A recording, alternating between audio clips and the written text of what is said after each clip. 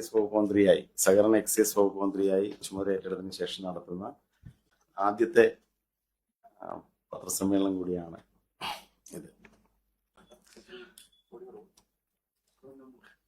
കഴിഞ്ഞ ഒരു മാസക്കാലം മന്ത്രിയായി ചുമതല ഏറ്റെടുത്തതിന് ശേഷം വകുപ്പിൽ ആദ്യഘട്ടത്തിൽ എക്സൈസ് വകുപ്പുമായിട്ട് ബന്ധപ്പെട്ട് നിലവിലുള്ള ഒരു സ്ഥിതി വിലയിരുത്താനും അതുമായി ബന്ധപ്പെട്ട പഠനങ്ങൾ നടത്താനുമാണ് ആദ്യ സമയം വിനിയോഗിച്ചത്. ആദ്യ ദിവസങ്ങൾക്ക് ശേഷം സംസ്ഥാനത്ത് എക്സൈസ് ഹെഡ്ക്വാർട്ടേഴ്സിൽ കേരളത്തിലെ പ്രധാന എക്സൈസ് ഉദ്യോഗസ്ഥന്മാരുടെ മീറ്റിംഗ് വിളിച്ചു ചേർത്ത് നിലവിൽ എക്സൈസ് വകുപ്പുമായിട്ട് ബന്ധപ്പെട്ട വിലയിരുത്തൽ നടത്തുകയുണ്ടായി. അതിനെ തുടർന്നാണ് ഫസ്റ്റ് എൻഫോഴ്സ്മെന്റ് ആക്ഷൻ നമ്മൾ എക്സൈസിൽ പ്രഖ്യാപിച്ചത്. അതിൽ മയക്കുമരുന്നുമായി ബന്ധപ്പെട്ട പ്രവർത്തനങ്ങളിലെ എൻഫോഴ്സ്മെന്റ് പ്രവർത്തനങ്ങൾ ശക്തിപ്പെടുത്താൻ, മയക്കുമരുന്ന് മാത്രമല്ല ലഹരിയുമായി ബന്ധപ്പെട്ട പ്രവർത്തനങ്ങളിലെ എൻഫോഴ്സ്മെന്റ് ആക്ഷൻ ശക്തിപ്പെടുത്തുക എന്നൊരു തീരുമാനമാണ് സ്വീകരിച്ചത്. അതിന് ഓപ്പറേഷൻ തണ്ടർ എന്നാണ്. അത് മുമ്പ് തന്നെ എക്സൈസിന്റെ എൻഫോഴ്സ്മെന്റ് ആക്ഷൻസിന് ഓപ്പറേഷൻ തണ്ടർ എന്നൊരു പേരുണ്ട്. പക്ഷെ അത് ഇടക്കാലത്ത് മുടങ്ങിക്കിടക്കുന്നതിനാൽ നമ്മൾ ആ പേരിൽ തന്നെ ഓപ്പറേഷൻ തണ്ടർ മുന്നോട്ട് കൊണ്ടുപോകാൻ ഒരു തീരുമാനമെടുക്കുകയുണ്ടായി. നാളെ ഇതുവരെ ഓപ്പറേഷൻ തണ്ടറിലെ എൻഫോഴ്സ്മെന്റ് സൈഡിൽ 14,722 കേസുകൾ പുതിയ ഗവൺമെന്റ് അധികാരത്തിൽ വന്നതിന് ശേഷം 14,722 കേസുകൾ രജിസ്റ്റർ ചെയ്തു. അതിലെ 1,422 എണ്ണം NDPS കേസുകളാണ്. അബ്കാരി കേസുകൾ 2,292 കോട്ട്പ കേസുകൾ, പുകയിലയുമായി ബന്ധപ്പെട്ടുണ്ടായ കേസുകൾ രജിസ്റ്റർ ചെയ്യപ്പെട്ടത് 11,008 കേസുകളാണ്. അതിൽ തന്നെ NDPS കേസുകളിൽ commercial quantity case 15 commercial quantity കേസുകൾ എക്സൈസ് സേന അത് രജിസ്റ്റർ ചെയ്യപ്പെടുകയുണ്ടായി. മീഡിയം ക്വാണ്ടിറ്റി കേസ് 170 എണ്ണമാണ്. കഞ്ചാവ് 185.555 കിലോഗ്രാം കഞ്ചാവാണ് പിടിച്ചെടുത്തത്. ഹെറോയിൻ 225.689 ഗ്രാം ആണ് ഹെറോയിൻ. ഹാഷിഷ് ഓയിൽ 157.113 ഗ്രാമാണ്. MDMA 795.88 gram. മെത്താംഫിറ്റമിൻ 771.67 ഗ്രാമാണ്. Brown sugar 7.94 gram. കഞ്ചാവ് ചെടിയിൽ 265 കഞ്ചാവ് ചെടികളാണ് കണ്ടെത്തിയത്. ചാരായം 231.9 ലിറ്റർ തുടങ്ങി അത്തരത്തിലാണ് കാര്യങ്ങൾ പോകുന്നത്. ഈ വ്യാജ കള്ള 1,175 ലിറ്ററാണ്. Wash 16,422 litre. നിരോധിത പുകയില ഉൽപ്പന്നങ്ങൾ 5,584.569 കിലോഗ്രാം. എക്സൈസ് സേനയെ സംബന്ധിച്ച് എനിക്ക് ഉദ്യോഗസ്ഥന്മാരുമായും മറ്റ് പ്രധാനപ്പെട്ട വ്യക്തികളുമായിട്ട് സംസാരിക്കുമ്പോൾ കുറേയേറെ പരിമിതികൾ അവർക്കുണ്ട്. അത് യാഥാർത്ഥ്യമാണ്. ആധുനികവൽക്കരണത്തിലേക്ക് പൂർണ്ണമായി കടന്നിട്ടില്ലാത്ത ഒരു സേനയാണ് എക്സൈസ്. സ്റ്റാഫുകളുടെ എണ്ണം തന്നെ ഏകദേശം 5,000-നടുത്ത് മാത്രമാണ്. അവരാണ് എൻഫോഴ്സ്മെന്റും എല്ലാ പ്രവർത്തനങ്ങളും നടത്തുന്നവരാണ്. ആധുനികമായ ഉപകരണങ്ങളുടെ അഭാവമുണ്ട്. വാഹനങ്ങളുടെ ഷോർട്ടേജ് ഉണ്ട്. നിലവിൽ മയക്കുമരുന്ന് കണ്ടെത്തുന്ന സമയത്ത് സബ്സ്റ്റൻസ് ഐഡന്റിഫിക്കേഷൻ കിറ്റുകൾ എക്സൈസ് സേനയ്ക്ക് ഉണ്ടായിരുന്നില്ല. അതോടൊപ്പം തന്നെ കേസുകൾ എടുക്കുന്ന കാര്യത്തിൽ ഉദ്യോഗസ്ഥന്മാർ ശ്രദ്ധയിൽപ്പെടുത്തിയ ഒരു കാര്യം, നമ്മളിത് കെമിക്കൽ എക്സാമിനേഷൻ അയച്ചാൽ കാലതാമസം ഉണ്ടാകുന്നതൊക്കെ തന്നെ കേസുകളെ ബാധിക്കുന്നുണ്ട് എന്ന കാര്യവും അറിയിക്കുകയുണ്ടായി. ഈ വിഷയങ്ങൾക്ക് പരിഹാരം ഉണ്ടാകാനാണ് പ്രാഥമികമായ ശ്രമം ഉണ്ടായത്. അത് ബജറ്റ് പ്രപ്പോസൽ എന്ന രീതിയിൽ സംസ്ഥാന എക്സൈസ് വകുപ്പ് ബജറ്റിലേക്ക് തുക അനുവദിക്കുന്നതുമായി ബന്ധപ്പെട്ട് നൽകിയ നിർദ്ദേശങ്ങളിൽ ഒരു പ്രധാനപ്പെട്ട കാര്യങ്ങൾ ഇവയൊക്കെയായിരുന്നു. അതിൽ കേരളത്തിലെ മുഴുവൻ എക്സൈസ് റേഞ്ച് ഓഫീസുകളിലേക്കും സബ്സ്റ്റൻസ് ഐഡന്റിഫിക്കേഷൻ കിറ്റുകൾ നൽകാനുള്ള ഒരു തീരുമാനത്തിന് വേണ്ടി ബജറ്റിൽ തുക വകയിരുത്തുക ഒരു പ്രധാനപ്പെട്ട ഒരു നേട്ടമാണ്. കാരണം കേരളത്തിൽ എല്ലാ എക്സൈസ് റേഞ്ച് ഓഫീസുകളിലും ഇനി മുതൽ പിടിച്ചെടുക്കപ്പെടുന്ന ലഹരി വസ്തുക്കൾ കൃത്യമായി ഏതാണെന്ന് ഐഡന്റിഫൈ ചെയ്യാനുള്ള സബ്സ്റ്റൻസ് ഐഡന്റിഫിക്കേഷൻ കിറ്റുകൾ നമുക്ക് ലഭ്യമാകുന്ന ഒരു സാഹചര്യം ഉണ്ടായി എന്നത് വളരെ പ്രധാനപ്പെട്ട ഒരു കാര്യമാണ്. 2 സ്റ്റേറ്റ് കെമിക്കൽ എക്സാമിനേഷൻ ലാബറട്ടറി. എക്സൈസിൻ്റെതായി കേരളത്തിൽ ആദ്യമായി ഒരു സ്റ്റേറ്റ് കെമിക്കൽ എക്സാമിനേഷൻ ലാബറട്ടറി അനുവദിക്കുവാൻ ബജറ്റിൽ അനുമതി ഉണ്ടായിരുന്നു. അതോടുകൂടി സംസ്ഥാന എക്സൈസിന് കേസുകൾ പിടിച്ചെടുക്കുന്നതിന് എടുത്തു കിട്ടുന്ന ഇത്തരം ലഹരി വസ്തുക്കൾ സ്റ്റേറ്റ് കെമിക്കൽ എക്സാമിനേഷൻ ലാബറട്ടറിക്ക് അയച്ച് അതിന്റെ തീരുമാനം വരുന്നത് വരെ കാത്തിരിക്കുക എന്നുള്ളൊരു പ്രോസസ്സ് എന്നൊക്കുന്ന ഒരു കാലതാമസം ഒഴിവാക്കാനുള്ള സാഹചര്യം സൃഷ്ടിക്കപ്പെടുകയാണ്. സ്റ്റേറ്റ് കെമിക്കൽ എക്സാമിനേഷൻ ലാബറട്ടറി യാഥാർത്ഥ്യമാവുന്നതോടെ ആ പ്രശ്നത്തിന് പരിഹാരമാവും. കൂടാതെ സംസ്ഥാനത്തെ എക്സൈസ് റേഞ്ച് ഓഫീസുകളുടെ സ്റ്റേഷനുകളുടെ സ്ഥിതി വളരെ മികച്ച അവസ്ഥയിലല്ല. മോഡൽ എക്സൈസ് റേഞ്ച് ഓഫീസുകൾ ആരംഭിക്കുന്നതിനും ഇത്തവണ ബജറ്റിൽ തുക വഹിക്കും. അതോടുകൂടി ഒരു എക്സൈസ് ഓഫീസ് ഒരു പ്രദേശത്ത് എൻഫോഴ്സ്മെന്റിനൊപ്പം മറ്റ് കാര്യങ്ങളിലും കേസിന്റെ കൺവിക്ഷൻ ഉറപ്പുവരുത്താൻ ആവശ്യമായ അടിസ്ഥാന സാഹചര്യങ്ങളുള്ള കൗൺസിലിംഗ് ഉൾപ്പെടെയുള്ള കാര്യങ്ങൾ കൊടുക്കാൻ പറ്റുന്ന തരത്തിലുള്ള മോഡൽ എക്സൈസ് ഓഫീസുകൾ കേരളത്തിൽ പ്രവർത്തനം ആരംഭിക്കാൻ പോവുകയാണ് എന്നുള്ളതാണ് പ്രധാനപ്പെട്ട കാര്യം. സ്റ്റേറ്റ് നാർക്കോട്ടിക് കൺട്രോൾ ബ്യൂറോ, എക്സൈസിൽ സ്റ്റേറ്റ് നാർക്കോട്ടിക് കൺട്രോൾ ബ്യൂറോയുടെ പ്രവർത്തനം ആരംഭിക്കുകയാണ്. യഥാർത്ഥത്തിൽ നിരവധി തസ്തികകൾ ആവശ്യമുള്ള ഒന്നാണ് നാർക്കോട്ടിക് കൺട്രോൾ ബ്യൂറോ.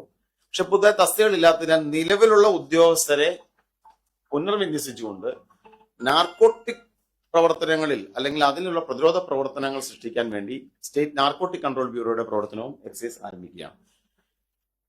എക്സൈസ് ഇത് ഞാൻ പറഞ്ഞ എൻഫോഴ്സ്മെന്റ് സൈഡാണ്, ഓപ്പറേഷൻ തണ്ടറിന്റെ കാര്യത്തിൽ. പക്ഷെ വളരെ സമഗ്രമായ ഒരു പ്രവർത്തന പദ്ധതി സംസ്ഥാന എക്സൈസ് ആവിഷ്കരിച്ചിരിക്കുകയാണ്. മയങ്ങില്ല കേരളം എന്ന ക്യാമ്പയിനാണ് അതിലെ ഏറ്റവും പ്രധാനപ്പെട്ട കാര്യം. അതൊരു മിഷനാണ്. അതിൽ എൻഫോഴ്സ്മെന്റ് സൈഡ് ഉണ്ട്, അതോടൊപ്പം തന്നെ നിലവിലുള്ള വിമുക്തിയുടെ അവയർനെസ് സൈഡ് ഉണ്ട്. കാരണം വളരെ മികച്ച രീതിയിൽ ഉള്ള ബോധവൽക്കരണ പ്രവർത്തനങ്ങളാണ് എക്സൈസ് അതിനുള്ള ശേഷിയുണ്ട്. 31ഓളം എക്സൈസ് ഉദ്യോഗസ്ഥന്മാർ നിംഹാൻസിൽ പരിശീലനം നേടിയവരാണ്. സംസ്ഥാനത്താകമാനം പരിശീലനയുടെ വലിയൊരു നെറ്റ്വർക്ക് ഉണ്ട്.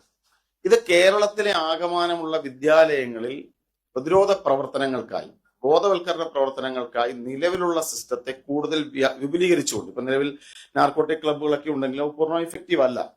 കേരളത്തിലെ മുഴുവൻ വിദ്യാലയങ്ങളിലും ആന്റി നാർക്കോട്ടിക് ക്ലബ്ബുകളുടെ പ്രവർത്തനം വിപുലീകരിച്ച് അവയർനെസ് സൈഡിനെ എക്സൈസിന്റെ നിലവിലുള്ള പ്രവർത്തനങ്ങളെ കൂടുതൽ ശക്തിപ്പെടുത്താൻ തീരുമാനിച്ചു. ഈ മിഷന്റെ ഭാഗമാണ് മയങ്ങില്ല കേരളം. മൂന്നാമത്തെ പ്രധാനപ്പെട്ട പില്ലർ എൻഫോഴ്സ്മെന്റും അവയർനെസ്സിനൊപ്പം മൂന്നാമത്തെ പ്രധാനപ്പെട്ട പില്ലർ ഡി അഡിക്ഷനാണ്. സംസ്ഥാനത്തെ ഡി അഡിക്ഷനിൽ 14 ഡി അഡിക്ഷൻ സെന്ററുകളാണ് എക്സൈസിലുള്ളത് വിമുക്തി മിഷന്റെ ഭാഗമായി. ഈ ഡി അഡിക്ഷൻ സെന്ററുകളിൽ സൈക്കോളജിസ്റ്റും സൈക്യാട്രിസ്റ്റും ഒക്കെ ഉൾപ്പെടുന്ന നിലവിലുള്ള സിസ്റ്റം ഉണ്ട്. ഈ സിസ്റ്റത്തെ കൂടുതൽ ഇഫക്റ്റീവ് ആക്കുകയും അതോടൊപ്പം തന്നെ കേരളത്തിലെ എല്ലാ താലൂക്ക് ആശുപത്രികളിലേക്കും, അത് 77 സെന്ററുകളിലേക്ക് ഡി അഡിക്ഷൻ സെന്ററുകളുടെ പ്രവർത്തനം വ്യാപിക്കുക എന്ന ലക്ഷ്യമാണ് മയങ്ങില്ല കേരളം ക്യാമ്പയിനിൽ ഞങ്ങൾ മുന്നോട്ട് വെക്കുന്നത്. അപ്പൊ നിലവിലുള്ള ഞങ്ങളുടെ സിസ്റ്റത്തെ കൂടുതൽ വിപുലീകരിച്ച് എല്ലാ താലൂക്കുകളിലേക്കും ഡി അഡിക്ഷൻ സെന്റർ. നാലാമത്തെ ഏറ്റവും പ്രധാനപ്പെട്ട ഒന്ന് പുനരധിവാസവും റിഹാബിലിറ്റേഷനും സാമൂഹ്യ സംയോജനവുമാണ്. പുനരധിവാസം സമൂഹത്തിലേക്ക് ഇവരെ സംയോജിപ്പിക്കുക. പ്രധാനപ്പെട്ട പ്രശ്നം ഡി അഡിക്ഷന് ശേഷവും നിരവധി ആളുകൾ ഇതിലേക്ക് പോവുകയാണ്. അപ്പോൾ ഡി അഡിക്ഷന് ശേഷം റിഹാബിലിറ്റേഷൻ എന്ന് പറയുന്ന ഒരു പില്ലർ, ആ ഒരു മേഖല യഥാർത്ഥത്തിൽ വേണ്ടത്ര ഫോക്കസ് ചെയ്യപ്പെടാത്തത് കൊണ്ട് നിരവധി ആളുകൾ വീണ്ടും ഈ പാതയിലേക്ക് തിരികെ പോകുന്നു. റിഹാബിലിറ്റേഷനായി വളരെ സമഗ്രമായ ഒരു പദ്ധതിയാണ് എക്സൈസ് കമ്മീഷൻ നേതൃത്വത്തിൽ ഞങ്ങളതിനെ ആസൂത്രണം ചെയ്യുന്നത്. അത് പറഞ്ഞാൽ ഒരു പേഴ്സൺ സെൻട്രിക്കാണ്. ഓരോ വ്യക്തിയുടെയും പുനരധിവാസ ആവശ്യങ്ങൾ വ്യത്യസ്തമാണ്. ഇപ്പൊ ഒരു കുട്ടിയുടെ 18 വയസ്സിൽ താഴെയുള്ള ഒരു കുട്ടിയുടെ പുനരധിവാസ ആവശ്യമല്ല മുതിർന്ന ഒരു ഡോക്ടറേറ്റ് ഉള്ള ഒരാൾക്ക് ചിലപ്പോൾ വേണ്ടി വരുന്നത്, അല്ലെങ്കിൽ ഒരു സ്ത്രീയുടെ അല്ലെങ്കിൽ ഒരു പെൺകുട്ടിയുടെ ആവശ്യമല്ല മറ്റൊരാൾ. അപ്പൊ അങ്ങനെ സമഗ്രമായി ചിന്തിക്കുന്ന സംസ്ഥാനത്തെ വിവിധ ഏജൻസികളെ സംയോജിപ്പിച്ചുകൊണ്ട് കായിക സംഘടനകൾ, cricket association, football association, athletic association, volleyball association, അല്ലെങ്കിൽ കയാക്കിംഗ് പോലുള്ള കാര്യങ്ങൾ, സാമുദായിക സംഘടനകൾ, ഇവരെല്ലാം ഉപയോഗപ്പെടുത്തിക്കൊണ്ടുള്ള വിപുലമായ പുനരധിവാസ പ്രോജക്റ്റാണ് എക്സൈസ്. അതോടൊപ്പം തന്നെ സാങ്കേതിക വിദ്യയുടെ ഉപയോഗവും. ഇപ്പൊ നിലവിലുള്ള പ്രധാനപ്പെട്ട പ്രശ്നം മയക്കുമരുന്നിന്റെ ഇൻഫോർമർ ആരാകാൻ പലർക്കും ആശങ്കയുണ്ട്. എന്നോട് തന്നെ പറഞ്ഞ ആളുകൾ ഫോൺ ചെയ്ത് ഒരു വിവരം കൊടുത്താൽ നാളെ ഈ മാഫിയ വളരെ ശക്തമായതുകൊണ്ട് ഞങ്ങൾക്ക് ഇന്ന് സുരക്ഷിതത്വം എന്ന് ചോദിക്കുന്നവരുണ്ട്. ഈ ഒരു വിഷയത്തെ സംസ്ഥാന എക്സൈസ് അഡ്രസ് ചെയ്തു. വളരെ പ്രധാനപ്പെട്ട ഒരു പോർട്ടൽ, മയങ്ങില്ല കേരളം ജനജാഗ്രത പോർട്ടൽ, ചുരുങ്ങിയ ദിവസങ്ങൾക്കുള്ളിൽ തന്നെ സംസ്ഥാന എക്സൈസ് അത് ഓപ്പറേഷനിലാക്കിയിരിക്കുകയാണ്. ജൂലൈ 1 മുതൽ അതിന്റെ പ്രവർത്തനം ആരംഭിക്കും എന്ന് പറഞ്ഞാൽ ഇനി മുതൽ ഫോൺ ചെയ്ത് പറയണ്ട, പോർട്ടലിൽ വിവരം നൽകാം. ഇൻഫോർമേഷൻ മാത്രമല്ല, ഒരു ഗാർഡിയനായി പ്രവർത്തിക്കുന്ന ഇൻഫോമിംഗ് സിസ്റ്റം മാത്രമല്ല ഉള്ളത്. ഒരാൾക്കൊരു കൗൺസിലിംഗ് ആവശ്യമുണ്ട്, തീർച്ചയായിട്ടും ഈ പോർട്ടൽ രജിസ്റ്റർ ചെയ്യാം. നമ്മുടെ കൗൺസിലർമാർ, എക്സൈസ് കൗൺസിലർമാരും മറ്റ് കൗൺസിലർമാരെ അറേഞ്ച് ചെയ്ത് കൗൺസിലിംഗ് നടക്കും. ഒരാൾക്ക് ഡി അഡിക്ഷൻ വേണം, ഇതിൽ രജിസ്റ്റർ ചെയ്യാൻ നമ്മുടെ ഡി അഡിക്ഷൻ സെന്ററുകളുടെ പ്രവർത്തനം അതിനായി ഉപയോഗപ്പെടുത്തും. അതോടൊപ്പം മറ്റ് സേവനങ്ങളും. അപ്പോൾ വളരെ ഇന്ത്യയിലെ ആദ്യത്തെ പോർട്ടലാണ്, ഇന്ത്യയിലെ ഒരു എൻഫോഴ്സ്മെന്റ് ഏജൻസി സമർപ്പിക്കുന്ന ആദ്യത്തെ ഇത്തരത്തിലുള്ള ഒരു പോർട്ടലാണ് സംസ്ഥാന എക്സൈസിന്റെ മൈനില്ല കേരളം ജനജാഗ്രതാ പോർട്ടൽ. അത് ജൂലൈ 1 മുതൽ അതിന്റെ പ്രവർത്തനം ആരംഭിക്കുകയാണ്. അതോടൊപ്പം മറ്റ് പ്രവർത്തനങ്ങൾ, ഞങ്ങൾ എക്സൈസിന്റെ പ്രവർത്തനങ്ങൾ ഇപ്പോൾ സംസ്ഥാനത്ത് വ്യാജ കള്ളിനെ കുറിച്ചുള്ള നിരവധി പരാതികളുണ്ട്. വിവിധ സ്ഥലങ്ങളിൽ ഇപ്പോൾ ഭക്ഷണം കഴിച്ച് ഭക്ഷ്യവിഷബാധ ബാധിച്ച് മരണമടഞ്ഞവരെ കുറിച്ചുള്ള വാർത്ത നമ്മൾ കോട്ടയത്ത് റിപ്പോർട്ട് ചെയ്തു. വിവിധ സ്ഥലങ്ങളിൽ നിന്നും ബാറുകൾ പ്രവർത്തന സമയത്തിന് മുൻപ് തന്നെ തുറന്നു പ്രവർത്തിക്കുന്നതായി വിവരം ലഭിച്ചിട്ടുണ്ട്. ഇവിടെയെല്ലാം ശക്തമായ ഇടപെടൽ എക്സൈസ് നടത്തിക്കൊണ്ടിരിക്കുകയാണ്. ഓപ്പറേഷൻ ശുദ്ധി എന്ന പേരിൽ വ്യാജ കള്ളിന്റെ പരിശോധന വളരെ കൃത്യമായി തന്നെ സംസ്ഥാന വ്യാപകമായി ആരംഭിച്ചിട്ടുണ്ട്. വ്യാജ കള്ള് പിടിച്ചെടുക്കാനും അതോടൊപ്പം തന്നെ ഭക്ഷ്യ വസ്തുക്കളുടെ സുരക്ഷ ഉറപ്പുവരുത്താനും ഒക്കെ തന്നെ എക്സൈസിന്റെ ഭാഗത്ത് ശ്രമം ഉണ്ടാവുകയാണ്. വളരെ കൃത്യമായ ആ മേഖലയിൽ ഇടപെടൽ നടത്തി വ്യാജ കള്ളിനെ കേരളത്തിൽ നിന്ന് ഇല്ലാതാക്കുക എന്ന ലക്ഷ്യം ഉറപ്പുവരുത്താൻ പോവുകയാണ്. ബാറുകളെ സംബന്ധിച്ചും കൃത്യമായ പ്രവർത്തന സമയം ഉറപ്പുവരുത്തിക്കൊണ്ടുള്ള പ്രവർത്തനങ്ങൾ എക്സൈസ് നടത്തിക്കൊണ്ടിരിക്കുന്നു. ചെക്ക് പോസ്റ്റുകളിലെ നിരവധി പരാതികൾ ശ്രദ്ധയിൽപ്പെട്ടിട്ടുണ്ട്. ചെക്ക് പോസ്റ്റുകളിൽ പരിശോധനയില്ലാതെ കടന്നു പോകുന്നു എന്നുള്ള മാധ്യമ വാർത്തകളും ശ്രദ്ധയിൽപ്പെട്ടിട്ടുണ്ട്. സംസ്ഥാന എക്സൈസ് കമ്മീഷണറുടെ ശ്രദ്ധയിൽ അദ്ദേഹം ആ വിഷയത്തിൽ സംസ്ഥാന ഫോഴ്സ് തന്നെ അതിൽ ഇടപെടാൻ തീരുമാനിച്ചിരിക്കുകയാണ്. സത്യസന്ധരായ ഉദ്യോഗസ്ഥരെ വിന്യസിച്ച് ചെക്ക് പോസ്റ്റുകളുടെ ഉൾപ്പെടെ സുരക്ഷ ഉറപ്പുവരുത്തി അഴിമതി രഹിതമായി മുന്നോട്ട് പോകാനുള്ള പദ്ധതിയാണ് സംസ്ഥാന എക്സൈസ് നടത്തിക്കൊണ്ടിരിക്കുന്നത്. മറ്റ് കാര്യങ്ങളും ശേഷം ചോദ്യങ്ങൾക്ക് ശേഷം വിശദീകരിക്കാം. ഇതാണ് എക്സൈസുമായി ബന്ധപ്പെട്ട് നിൽക്കുന്ന ഇന്നത്തെ ലോക മയക്കുമരുന്ന് ദിനവുമായി ബന്ധപ്പെട്ടുള്ള ആദ്യത്തെ കാര്യം. ബ്രീഫിംഗ്.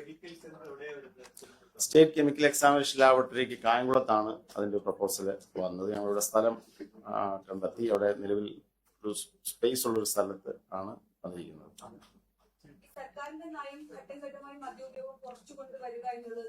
തീർച്ചയായും സർക്കാരിന്റെ നയം, ഈ സർക്കാർ അധികാരത്തിൽ വന്നത് ഐക്യജനാധിപത്യ മുന്നണിയുടെ, കോൺഗ്രസിനെയും ഐക്യജനാധിപത്യ മുന്നണിയും പ്രകടന പത്രിക മുൻനിർത്തിയാണ് ഈ ഗവൺമെന്റ് അധികാരത്തിൽ വന്നത്.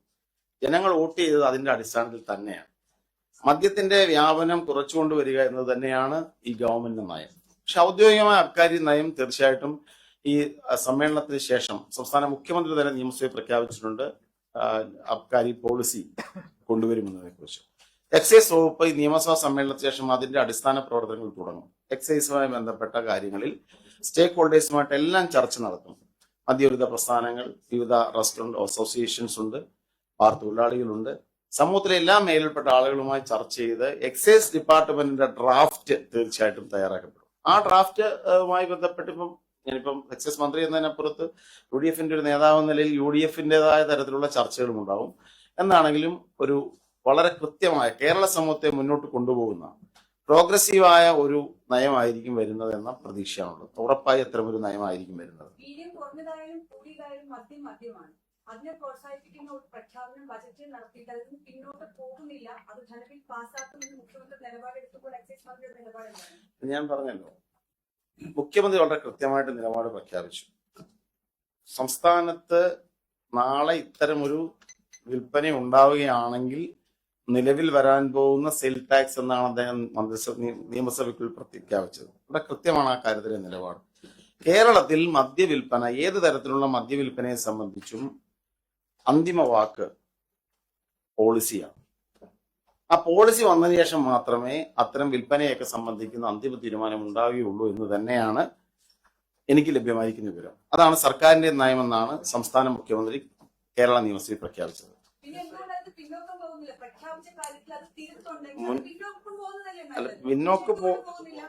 ഒരു യഥാർത്ഥത്തിൽ എങ്ങനെയാണ് കേരളത്തിൽ അതിന്റെ നാൾവഴികളൊക്കെ എല്ലാവർക്കും അറിയാം. ഞാൻ പറയട്ടെ, സംസ്ഥാനത്ത് ലോ ആൽക്കഹോളിക് ബിവറേജസ് എന്ന് പറയുന്ന ആശയം തന്നെ, സങ്കല്പം തന്നെ കൊണ്ടുവന്നത് 2022 LDF ഗവൺമെന്റിന്റെ അബ്കാരി നയമാണ്.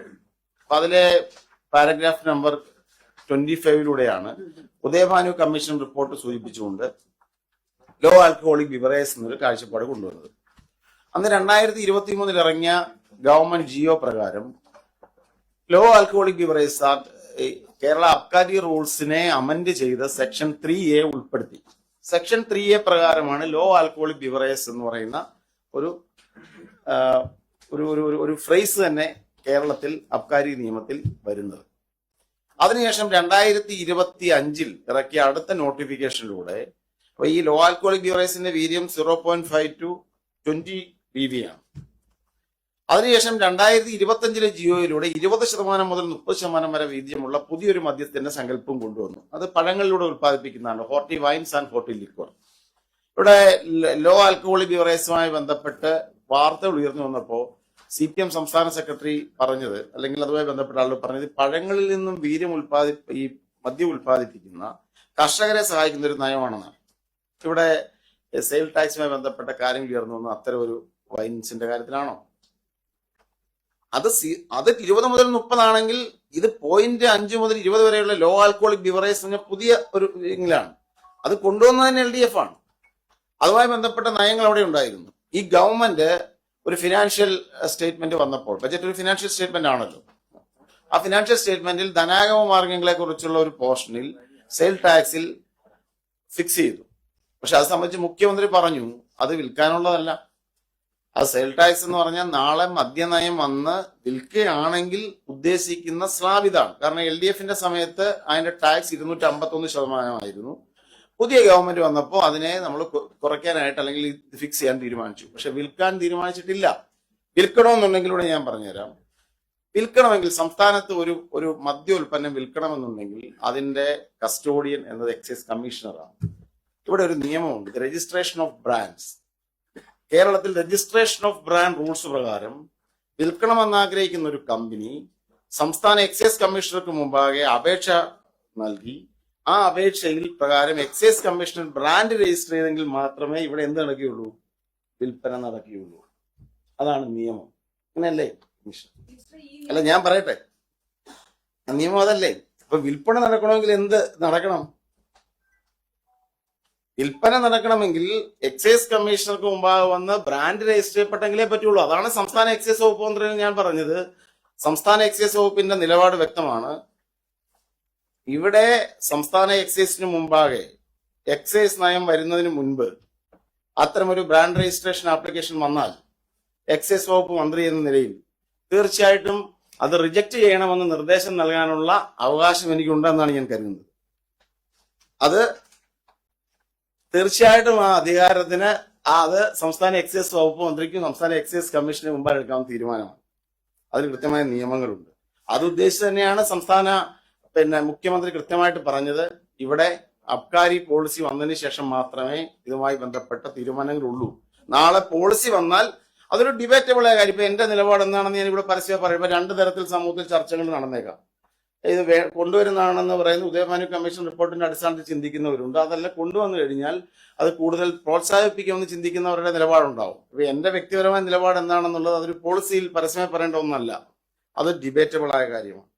അതിന് എനിക്ക് എന്റെ നിലപാടുണ്ട്, വ്യക്തിപരമായ നിലപാടാണ്. പക്ഷെ ആ നിലപാടിനപ്പുറത്ത് UDF അത് ചർച്ചയിലൂടെ ഔദ്യോഗികമായ നയം തീരുമാനിക്കപ്പെടുമ്പോൾ മാത്രമേ ഈ പറയുന്നതിലെല്ലാം തന്നെ എന്തുള്ളൂ, പ്രസക്തിയുള്ളൂ. അതാണ് സംസ്ഥാന മുഖ്യമന്ത്രിയുടെ കൃത്യമായി വ്യക്തമാക്കിയത്. എന്റെ ആദ്യം മുതലുള്ള നിലപാടുകൾ, ഞാൻ പലപ്പോഴും പല കാര്യങ്ങൾ പറയുമ്പോൾ അതിൽ വളരെ കൃത്യമായ നിലപാട് ആ കാര്യത്തിലുണ്ട്. മദ്യനയം വന്നതിന് ശേഷം മാത്രമേ ഇത്തരം കാര്യത്തിൽ UDF ഒരു മുന്നണി അധികാരത്തിൽ വന്നു. ഇവിടെ ജനങ്ങൾക്ക് മുമ്പിൽ കൊടുത്ത വാഗ്ദാനങ്ങളുണ്ട്. അതിന്റെ അടിസ്ഥാനത്തിൽ കൂട്ടായ ചർച്ചയിലൂടെ ഒരു പോളിസി പ്രഖ്യാപിക്കപ്പെടും. ആ പോളിസിയുടെ അടിസ്ഥാനത്തിൽ മാത്രമേ തീരും. ഇത് വ്യക്തിപരമായ ഇഷ്ടാനിഷ്ടങ്ങളുടെ പ്രസക്തിക്ക് അപ്പുറത്ത് UDF എടുക്കുന്ന നിലപാട്, കോൺഗ്രസ് പാർട്ടിയുടേതായ നിലപാട്, ഇതൊക്കെയാണ് എന്നെ സ്വാധീനിക്കുന്നത്. കാര്യം ഞാൻ പറയാനാണ്.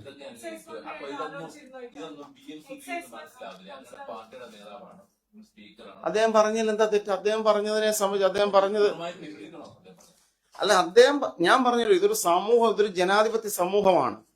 ഒരു ജനാധിപത്യ സമൂഹത്തിൽ വ്യത്യസ്തമായ ആശയങ്ങൾ ഉയർന്നു വരും.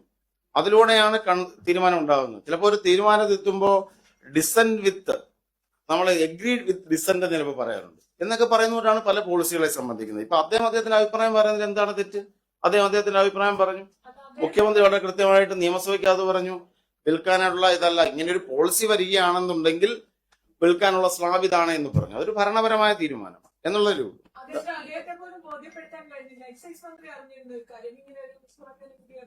അല്ല, അത് വ്യക്തമല്ലേ? അത് നിയമസഭാ പ്രസംഗത്തിൽ തന്നെ വ്യക്തമാക്കുന്നതല്ലേ? GST സംസ്ഥാനത്ത് ഒരു GST സെല്ലിംഗ് സെയിൽ ടാക്സ് ഏർപ്പെടുത്തുന്ന കാര്യം എന്ന് പറഞ്ഞാൽ അതൊരു ബജറ്റ് രഹസ്യമാണ്.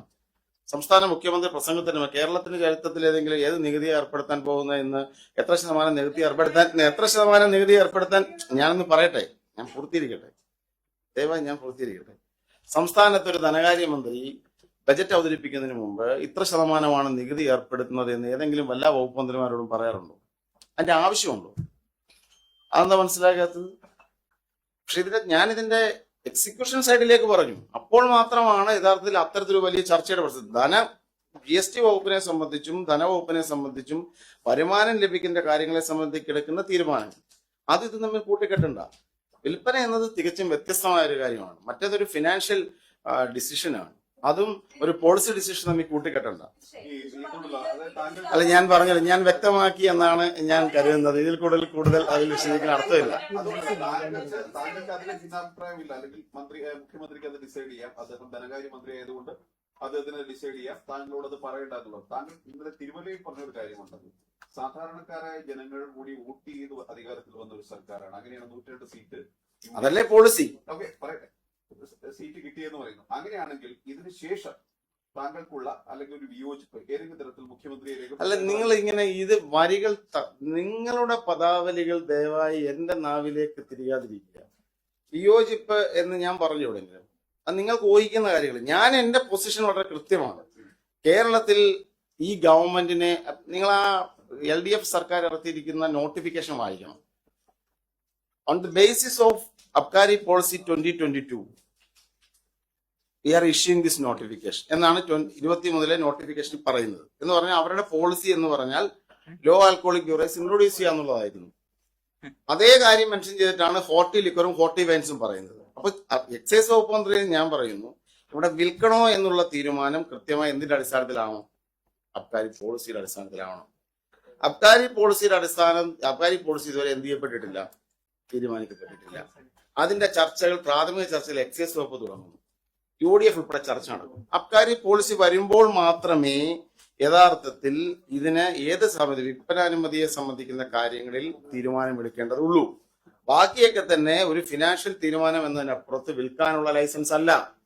അതാണ് ഞാൻ ഇവിടെ കൃത്യമായി പറയുന്നത്. വിൽക്കാനുള്ള ലൈസൻസ് അല്ല.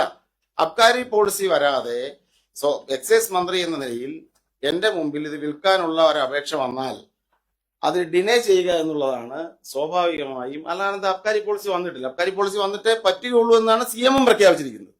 അപ്പൊ വ്യക്തമല്ലേ കാര്യങ്ങൾ? പിന്നെയും നിങ്ങൾ ഇങ്ങനെ ചോദിക്കുന്നതിന് എന്താണ് അർത്ഥം? പിന്തുടരുന്നില്ലല്ലോ. അല്ല, എന്താണ് പ്രവീണ, നിങ്ങൾ വീണ്ടും ആവർത്തിക്കുകയാണ്. ഞാൻ പറഞ്ഞത് ഇതുവരെ മനസ്സിലാവുന്നില്ല എന്ന് പറഞ്ഞാൽ അത് ഖേദകരമാണ്. വിൽക്കുക ഞങ്ങൾക്ക് മനസ്സിലാകുന്നതുകൊണ്ടാണ് താങ്കളോട് ചോദിക്കുന്നത്. എനിക്ക് അപ്പൊ ഞാൻ വളരെ കൃത്യമായിട്ട് പറഞ്ഞില്ലേ, വിൽക്കാൻ കഴിയില്ല. നിലവിൽ ഇവിടെ നികുതി വന്നതുകൊണ്ട് മാത്രം വിൽക്കാൻ കഴിയില്ല. വിൽക്കാൻ ആഗ്രഹിക്കാത്ത ഒരു സാധനത്തിനാണോ അതൊന്നും ഇവിടെ നികുതി ഉണ്ടല്ലോ. ഞാന് സത്യത്തില് വെറുതെ യഥാർത്ഥത്തിൽ ഞാൻ ആലോചിക്കുകയായിരുന്നു. നിങ്ങൾ ഇവിടെ നിലവിൽ വിൽപ്പന നികുതി ഉണ്ട്.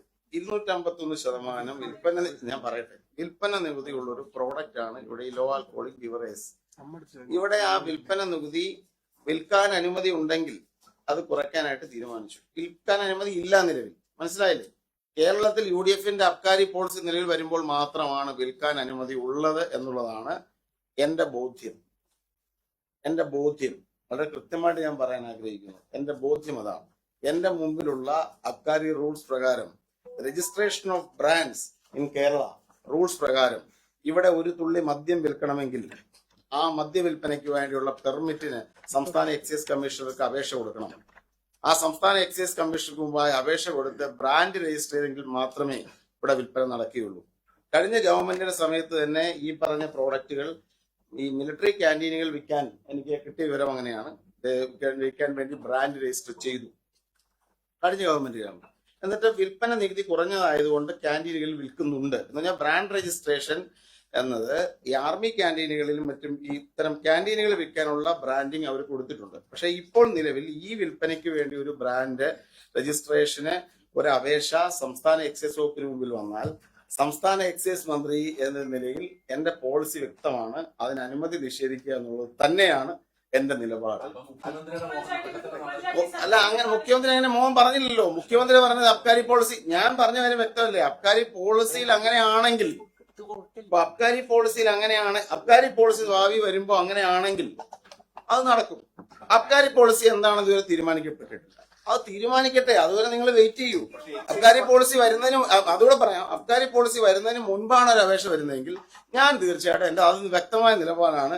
എന്താണ്, ഞാൻ എന്റെ ഇൻസ്ട്രക്ഷൻ അത് റിജക്ട് ചെയ്യുക എന്നത് തന്നെ ആയിരിക്കും എന്ന് പറഞ്ഞാൽ അതിനപ്പുറത്ത് വേറെ എന്തെങ്കിലും കാര്യമുണ്ടോ? ഇല്ല, ഇനി ഈ കാര്യത്തിന് മറുപടി ഇല്ല. പ്ലീസ് നമ്മൾ ഇന്നത്തെ ഈ ആന്റി നാർക്കോട്ടിക് ഡേയിൽ ജനങ്ങളുടെ ഭാഗത്തുനിന്ന് ചോദിക്കുന്നതാണ് ഇത്രയേ ഉള്ളൂ. എക്സൈസ് മന്ത്രിക്ക് ഇത് ബോധ്യമായി, ശരിയാണ്. സാധാരണക്കാർക്ക് ഇത് ബോധ്യമാകുന്നില്ല. അതുകൊണ്ടാണ് എങ്കിൽ പിന്നെ അങ്ങനെ ഒരു മദ്യനയം വന്നതിന് ശേഷം ഇങ്ങനെ ഒരു തീരുമാനം പറഞ്ഞാൽ അത് നിങ്ങളുടെ ഈ ബജറ്റ് മാറ്റി വെക്കണമെന്ന് പറയാൻ പറ്റുമോ? ഇവിടെ ഈ സംസ്ഥാന ബജറ്റ്, റിവേഴ്സ്ഡ് ബജറ്റ് അവതരിപ്പിക്കുമ്പോൾ ആ ബജറ്റുമായി ബന്ധപ്പെട്ട ഒരു നികുതി നിർദ്ദേശത്തിൽ മുഖ്യമന്ത്രി ഉൾപ്പെടുന്ന ധനകാര്യ വകുപ്പ് ഒരു തീരുമാനം എടുക്കാൻ പിന്നെ ബജറ്റ് എങ്കിൽ 6 മാസം കഴിഞ്ഞെന്ന് പറയാൻ പറ്റുമോ? ഇപ്പൊ ബജറ്റ് ഇപ്പൊ വന്നുകൊണ്ട് അതിലൊരു ധനാഗമ മാർഗങ്ങളെ കുറിച്ച് ഒരു പോർഷൻ ഉണ്ടായെന്ന് കണക്കാക്കിയ പോരെ? നിങ്ങളതിനെ എന്താണ് വില നിർത്തി കാണുന്നത്?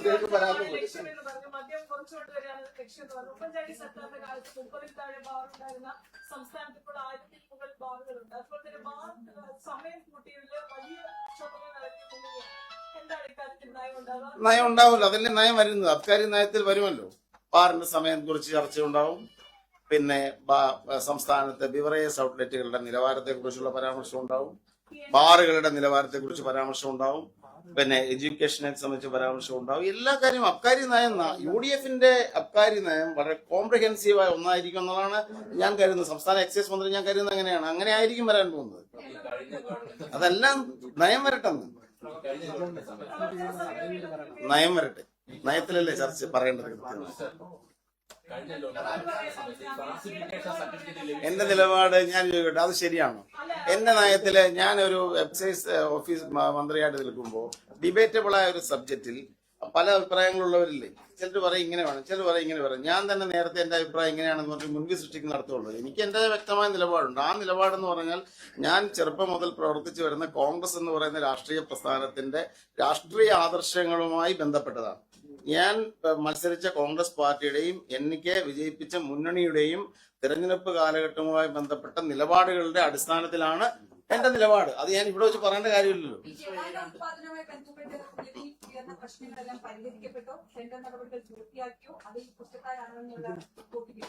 ജവാന്റെ കാര്യത്തിൽ, ജവാൻ സംസ്ഥാനത്ത് ഉത്പാദിപ്പിക്കപ്പെടുന്ന മദ്യമാണ്. ഇത് ഉത്പാദിപ്പിക്കുന്നത് തിരുവല്ലയിലെ ട്രാവൻകൂർ ഷുഗേഴ്സിലാണ്. ഞാൻ സംസ്ഥാന എക്സൈസ് മന്ത്രിയെ ചുമതലയേറ്റതിനു ശേഷമുള്ള കഴിഞ്ഞ ഒരു മാസത്തിനിടയിൽ ബിവറേജ് കോർപ്പറേഷനിൽ നടന്ന മീറ്റിംഗിലൂടെ എനിക്ക് മനസ്സിലായ കാര്യം, ഇതൊക്കെ മനസ്സിലാക്കി കൂടെയാണല്ലോ പോകുന്നത്. ബിവറേജ് കോർപ്പറേഷന്റെ ഡയറക്ടർ ബോർഡ് തന്നെയാണ് ട്രാവൻകൂർ ഷുഗേഴ്സിനും മലബാർ ഡിസ്റ്റിലറീസിനും, 2 ഡിസ്റ്റിലറികളുടെ ചുമതല അങ്ങനെയാണ്. ട്രാവൻകൂർ ഷുഗേഴ്സിന്റെ പ്രവർത്തനങ്ങളുമായി ബന്ധപ്പെട്ട് ഞാൻ റിപ്പോർട്ടെന്ന് പറഞ്ഞിരുന്നു. പക്ഷേ കുറച്ച് ദിവസം കഴിഞ്ഞ് ജൂൺ മാസം 11-ാം തീയതി ഞാൻ മാധ്യമങ്ങളിലൂടെ കണ്ടത് ട്രാവൻകൂർ ഷുഗേഴ്സിന്റെ പ്രവർത്തനം നിലച്ചു എന്ന വാർത്തയാണ്. ആ വാർത്ത വന്നതിന്റെ അടുത്ത ദിവസം തന്നെ എത്രയും പെട്ടെന്ന് തന്നെ അതുമായി ബന്ധപ്പെട്ട മാനേജ്മെന്റ് മീറ്റിംഗ് വിളിച്ചു ചേർത്തു. ആ മാനേജ്മെന്റ് മീറ്റിംഗിൽ ബിവറേജ് കോർപ്പറേഷന്റെ MD, അതായത് ട്രാവൻകൂർ ഷുഗേഴ്സിന്റെയും MDയും ട്രാവൻകൂർ ഷുഗേഴ്സിന്റെ ഡെപ്യൂട്ടി മാനേജർ ചുമതല വഹിക്കുന്ന ആളും എക്സൈസ് വകുപ്പിലെ ഉദ്യോഗസ്ഥന്മാരും അടങ്ങുന്ന ടാക്സ് സെക്രട്ടറിയും അടങ്ങുന്ന മീറ്റിംഗ് ആയിരുന്നു. Tax joint secretary. ഞാൻ അതിന്റെ പ്രവർത്തനങ്ങൾ വിശദീകരിക്കാൻ ആവശ്യപ്പെട്ടു. ഞാൻ അതിന്റെ റിപ്പോർട്ട് പ്രകാരം എനിക്ക് മനസ്സിലായ കാര്യം ഇങ്ങനെയാണ്. ട്രാവൻകൂർ ഷുഗേഴ്സിൽ 2 തരം ജവാൻ പ്രോഡക്റ്റ് ആണ് വിൽക്കുന്നത്. ഒന്ന് 1000 ml ബോട്ടിലും 2 750 ml ബോട്ടിലുമാണ് അവിടെ വിറ്റുകൊണ്ടിരുന്നത്. ഈ ഗവൺമെന്റ് അധികാരത്തിൽ വരുന്നതിന് ഒരു മാസം മുമ്പ് ഏപ്രിൽ മാസം 20-ാം തീയതി തന്നെ 750 ml പ്രൊഡക്ഷൻ, അവിടെ 6 കൺവെയർ ബെൽറ്റുകളാണ് ഉള്ളത്. അതിൽ 750 ml പ്രൊഡക്ഷൻ നിലച്ചിരുന്നു. അതിന്റെ കാരണം എന്ന് പറഞ്ഞാൽ അതിന് 3 മാസം മുമ്പേ ടെൻഡർ കഴിഞ്ഞു ഇതിന്റെ. പക്ഷെ പുതുക്കിക്കൊണ്ട് വന്നെങ്കിലും അവസാനം പിന്നീട് ആ ടെൻഡറിലുള്ള ആളുകൾക്ക് സപ്ലൈ ചെയ്യാൻ സാധിച്ചില്ല. അവിടെ 750 ml കുപ്പികൾ ഇല്ലാത്തതിനാൽ കഴിഞ്ഞ ഗവൺമെന്റ് അധികാരത്തിൽ വരുന്നതിന് 1 മാസം മുമ്പേ 750 ml പ്രൊഡക്ഷൻ അവിടെ നിലച്ചിരുന്നു. പിന്നീട് ഈ മാസം 11-ാം തീയതി വരെ മുന്നോട്ട് കൊണ്ടുവരുന്ന 1000 ml ബോട്ടിലിന്റെ പ്രൊഡക്ഷനാണ്. 1000 ml ബോട്ടിലിന് അവിടെ ഇവർ നിൽക്കുന്ന കാർട്ടൺ ബോക്സും ഇതുമായിട്ട് ഒട്ടിക്കുന്ന സ്റ്റിക്കറുകളുടെയും ഷോർട്ടേജ് കാരണം ഉത്പാദനം നിലച്ചു എന്നാണ് അവർ പറഞ്ഞത്. അപ്പൊ എന്ന് പറഞ്ഞാൽ ഈ ഉത്പാദനം നിലച്ച് 3 ദിവസത്തിന് ശേഷം മാധ്യമങ്ങളിലൂടെയാണ് സംസ്ഥാന എക്സൈസ് വകുപ്പിന് ഉൾപ്പെടെ ഈ വിവരം ലഭിക്കുന്നത്. ഗുരുതരമായ വീഴ്ചയാണ്. ഞാൻ ആ ഒരു കാര്യത്തിൽ ഞാൻ വളരെ കൃത്യമായ ആദ്യം തന്നെ പറഞ്ഞു, ജവാന്റെ ഉത്പാദനം നിലച്ചത് വളരെ ഗുരുതരമായ വീഴ്ചയാണ്. അവിടെ റവന്യൂ നഷ്ടം ഉണ്ടാവും. കാരണം ഒരു ദിവസം ഏകദേശം 9,000 മുതൽ 12,000 ബോട്ടിൽ വരെ ഉത്പാദിപ്പിക്കുന്ന ഒരു യൂണിറ്റിന്റെ പ്രവർത്തനം ഈ ഗവൺമെന്റ് വരുന്നതിന് ഒരു മാസം മുമ്പേ 1000 ബോട്ടിൽ നിലച്ചു. അതാർക്കും പുനഃസ്ഥാപിക്കുന്ന നടപടിയില്ല. അതിനുശേഷം പിന്നെ 750 നിലച്ചു, പിന്നീട് 1000 പിന്നീട് നിലയ്ക്കുന്നു. വീഴ്ചയാണ്. ഞാൻ ഉടൻ തന്നെ ഇതുമായി ബന്ധപ്പെട്ട് 2 ലക്ഷ്യങ്ങളാണ് നമ്മുടെ മുമ്പിൽ അപ്പോൾ ഉള്ളത്. ഒന്ന്, അടിയന്തരമായി ഉത്പാദനം പുനഃസ്ഥാപിക്കണം. 2, ദീർഘകാലാടിസ്ഥാനത്തിൽ ഇത്തരം ഒരു ക്രൈസിസ് ഉണ്ടാകരുത്. 3, ഇതുമായി ബന്ധപ്പെട്ട റവന്യൂ നഷ്ടം ഉൾപ്പെടെ കണക്ക് കൂട്ടണം. ഇതിന് കുറ്റക്കാരായിരിക്കുന്നവരുണ്ടെങ്കിൽ അതുമായി ബന്ധപ്പെട്ട റിപ്പോർട്ട് ലഭിക്കണം. ഞാൻ ഉടൻ തന്നെ അതുമായി ബന്ധപ്പെട്ട് ടാക്സ് സെക്രട്ടറിയെ ചുമതലപ്പെടുത്തി അന്വേഷണ റിപ്പോർട്ടുമായി ടാക്സ് സെക്രട്ടറി ചുമതലപ്പെടുത്തി അന്വേഷിക്കാൻ ആവശ്യപ്പെട്ട കാര്യങ്ങളിൽ 1, നഷ്ടം, റവന്യൂ നഷ്ടം. 2, ഇതുമായി ബന്ധപ്പെട്ട വീഴ്ചകൾ. 3, ദീർഘകാലാടിസ്ഥാനത്തിൽ ഈ ഒരു കമ്പനിയുടെ മാനേജ്മെന്റ് എങ്ങനെ ഫലപ്രദമായി കൊണ്ടുപോകാം. പിന്നെ അടിയന്തരമായി ഉത്പാദനം പുനഃസ്ഥാപിക്കുക. ഇതിന്റെ റിപ്പോർട്ട് ഞാൻ വെയിറ്റ് ചെയ്യുകയാണ്. കഴിഞ്ഞ ദിവസം 25-ാം തീയതി ഇന്നലെ അതിന്റെ പ്രൊഡക്ഷൻ ആരംഭിച്ചു. 1000 ml ബോട്ടിൽ. ഞാൻ ഇന്നലെ അവിടെ സന്ദർശിച്ച് അവിടുത്തെ തൊഴിലാളികളുമായും ജീവനക്കാരുമായും പ്രധാനപ്പെട്ട ആളുകളുമായും എല്ലാവരുമായും സംസാരിച്ച് അതിന്റെ അടിസ്ഥാനപരമായ പ്രശ്നങ്ങൾ മനസ്സിലാക്കിയിട്ടുണ്ട്. മാനേജ്മെന്റ്, അതായത് ഈ ട്രാവൻകൂർ ഷുഗേഴ്സ് ഒക്കെ പോലെയുള്ള ഒരു കമ്പനിയുടെ ഡെപ്യൂട്ടർ മാനേജർ സ്ഥാനത്തേക്കൊക്കെ തന്നെ ഒട്ടും പ്രൊഫഷണൽ ആയിരിക്കുന്ന ആളുകളെ അല്ല നിയമിക്കപ്പെട്ടിട്ടുള്ളൂ. ഞാനത് പറയുന്നതിനകത്ത് എനിക്ക് ബുദ്ധിമുട്ടൊന്നും തന്നെയില്ല. മലബാർ ഡിസ്റ്റിലറീസിന്റെ അവിടെ ഒരു വെയർഹൗസിംഗ് കോർപ്പറേഷന്റെ ജനറൽ മാനേജർ, അവിടുത്തെ ഒരു ഉദ്യോഗസ്ഥനാണ്. തിരുവല്ലയിലെ വെയർഹൗസിംഗ് കോർപ്പറേഷൻ ഉദ്യോഗസ്ഥൻ ട്രാവൻകൂർ ഷുഗേഴ്സിനെ നിയന്ത്രിക്കുന്നു. ചിറ്റൂരിലെ ഒരു വെയർഹൗസിംഗ് കോർപ്പറേഷൻ ഉദ്യോഗസ്ഥൻ മലബാർ ഡിസ്റ്റിലറീസിനെ നിയന്ത്രിക്കുന്നു. ഇതൊക്കെയാണ് സംസ്ഥാനത്തെ ഒരു പ്രധാനപ്പെട്ട ധനകാര്യ റവന്യൂ തന്നുകൊണ്ടിരിക്കുന്ന സ്ഥാപനങ്ങളുടെ തലപ്പത്തുണ്ടായിരിക്കുന്ന മാനേജ്മെന്റ് സിസ്റ്റം. ഇതിനൊക്കെ ഫ്ലോസ് ആണ്. ഇതിന്റെയൊക്കെ തലപ്പത്ത് വരേണ്ടത് ഏറ്റവും മികച്ച മാനേജ്മെന്റ് വൈദഗ്ധ്യമുള്ള വർഷങ്ങളുടെ അനുഭവ സമ്പത്തുള്ള ആളുകളാണ്. ഞാൻ അതുമായി ബന്ധപ്പെട്ട നിർദ്ദേശങ്ങൾ ടാക്സ് ഡിപ്പാർട്ട്മെന്റിൽ നിന്നും മറ്റും ആവശ്യപ്പെട്ടിരിക്കുകയാണ്. അപ്പോൾ അതിന്റെ റിപ്പോർട്ട് വെയിറ്റ് ചെയ്യുകയാണ്. ഇതാണ് സ്ഥിതി. ഈ വെബ്കോ എംഡി അറിഞ്ഞിട്ടാണ് ഉത്പാദനം നിലച്ചതെല്ലാം വെബ്കോ എംഡി അറിഞ്ഞിട്ടുണ്ടായിരുന്നു എന്നാണ് പറയുന്നത്. അങ്ങനെയെങ്കിൽ എംഡി എന്തുകൊണ്ട് മന്ത്രിയോട് കമ്മ്യൂണിക്കേറ്റ് ചെയ്തില്ല എന്നടക്കമുള്ള പ്രശ്നങ്ങളോട് നിലനിൽക്കുന്നു. താങ്കൾ വന്ന ഉടനെ ആ സ്ഥാനത്ത് നിന്ന് MR കുമാർ എന്ന വ്യക്തിയെ മാറ്റണമെന്ന് ആവശ്യപ്പെട്ടു എന്നുള്ള വാർത്തകളും പുറത്തു വന്നതാണ്. അദ്ദേഹത്തിന് അവിടെ വെച്ച് പൊറപ്പിക്കാൻ തന്നെയാണ് അന്വേഷണം. ഞാൻ പറയും, ഇതൊക്കെ മുൻവിധിയോടുകൂടി ഒന്നിനും പെരുമാറാൻ ഞാനില്ല. ഞാൻ ഏതെങ്കിലും ഒരു വ്യക്തിക്കെതിരായിട്ട് എതിരാണ് അങ്ങനെയുള്ള കാര്യങ്ങൾ, അതൊക്കെ വെറും മുൻവിധിയോടുള്ള പരാമർശങ്ങളാണ്. അത് ശരിയല്ല. പക്ഷെ ഒരു കാര്യം വളരെ കൃത്യമാണ്, ഉത്തരവാദിത്തങ്ങൾ കൃത്യമായി നിറവേറ്റപ്പെടേണ്ടതാണ്. എല്ലാവരും ഇപ്പൊ ഞാൻ എന്റെ ഉത്തരവാദിത്തം നിറവേറ്റണം, എല്ലാവരും അവരുടെ ഉത്തരവാദിത്തം നിറവേറ്റണം. ഇതുമായി ബന്ധപ്പെട്ട റിപ്പോർട്ട് ടാക്സ് സെക്രട്ടറി അന്വേഷിക്കുകയല്ലേ.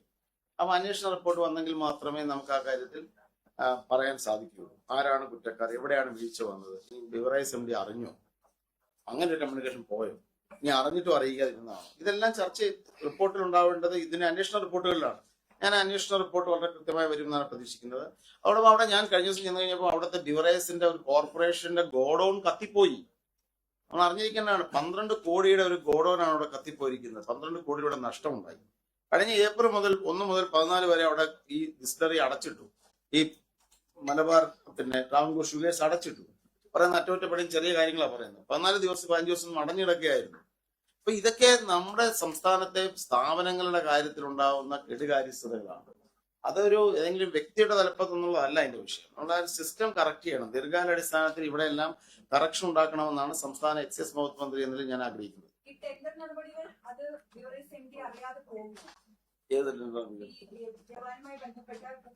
ടെൻഡറിലെ എനിക്ക് മനസ്സിലായത്, ഞാൻ ഇതിലൂടെ ആദ്യഘട്ടത്തിൽ എനിക്ക് മനസ്സിലായിരിക്കുന്നത്, അപ്പൊ ആദ്യഘട്ടത്തിൽ ഉത്പാദനം 750 ml കാര്യമാണല്ലോ നിന്നത്. 750 ml കുപ്പി നൽകുന്ന ടെൻഡർ കമ്പനികൾ, ടെൻഡറിൽ പങ്കെടുത്തവർ അതുമായി ബന്ധപ്പെട്ട രേഖകൾ നൽകാത്തത് കൊണ്ട് അവരുടെ ടെൻഡർ കൺഫേം ചെയ്യാൻ സാധിച്ചതെന്നാണ് പറഞ്ഞത്. അതിന്റെ കാരണമായി അവർ പറയുന്നത് ടെൻഡർ കമ്പനികൾ, ഈ കമ്പനികളെ ഗൾഫ് യുദ്ധവുമായിട്ട് ബന്ധപ്പെട്ടൊക്കെ ഒരു കൂടുതൽ വില ഉയർത്താനുള്ള ഒരു പ്രഷർ അവർക്ക് ഈ പ്രോഡക്ട്സിന്റെ കാര്യത്തില് കുപ്പിയുടെയൊക്കെ തന്നെ ഈ റോ മെറ്റീരിയൽസിന്റെ വില കൂടിയത് കൊണ്ട് കൂടുതൽ വില ഉയർത്താൻ വേണ്ടി അവർ ശ്രമിച്ചു തുടങ്ങിയ കാര്യങ്ങളാണ് ഉയർന്നു വന്നിട്ടുള്ളത്.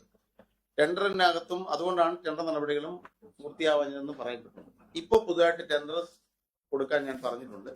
ഇപ്പോഴാണ് പുതിയ ഈ 750 ml വേണ്ടി ടെൻഡർ വിളിച്ചു. എല്ലാവർക്കും അതിൽ പങ്കെടുക്കാം. മറ്റൊരു കാര്യം, തമാശയാണെങ്കിലും ഞാൻ എന്റെ ഫേസ്ബുക്ക് പേജിലൊക്കെ തന്നെ പലരും എഴുതി ജവാന്റെ കുപ്പി അടയുന്നില്ല എന്നൊക്കെ പറഞ്ഞിരുന്നപ്പോൾ ഞാൻ ആദ്യം വെച്ച് കളിയാക്കി പറയുന്നതാണ്, അല്ലെങ്കിൽ കുപ്പി ബാഗിലിട്ട് കൊണ്ടുപോകാൻ പറ്റുന്നില്ല എന്നൊക്കെ.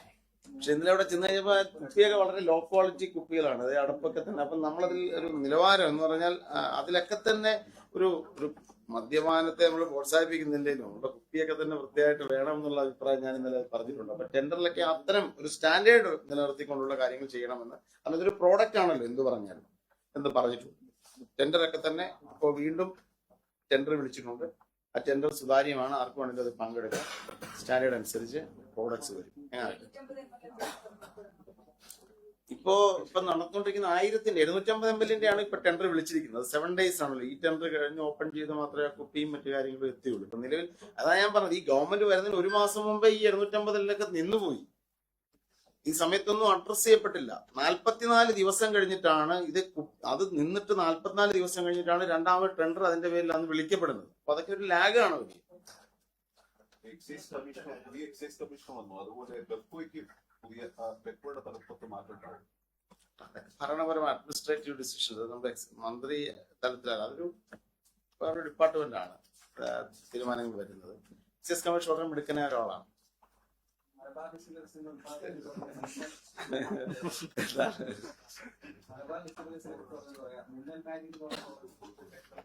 ഞാൻ അതിന്റെ റിപ്പോർട്ട് വരുത്തിയത് കഴിഞ്ഞ ദിവസം.